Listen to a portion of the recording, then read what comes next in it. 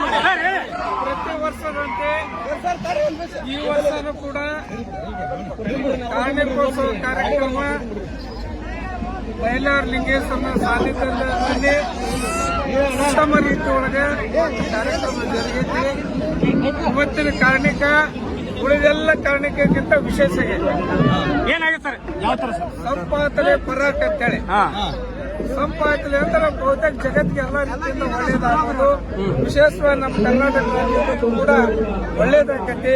ನಮ್ಮ ರೈತರಿಗೆ ಉತ್ತಮವಾದಂತ ಮಳೆ ಬೆಳೆ ಬರ್ತೈತಿ.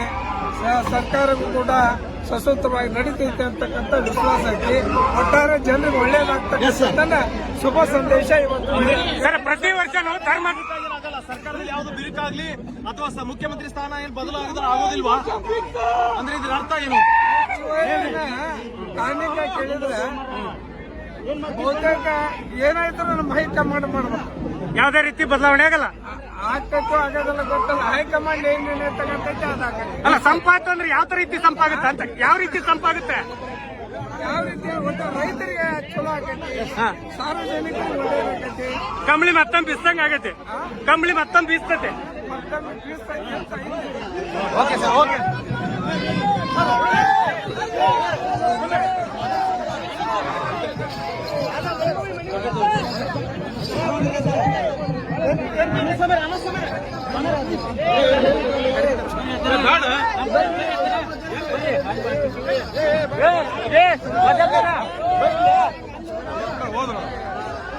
ಹೋಗ್ತಾರೆ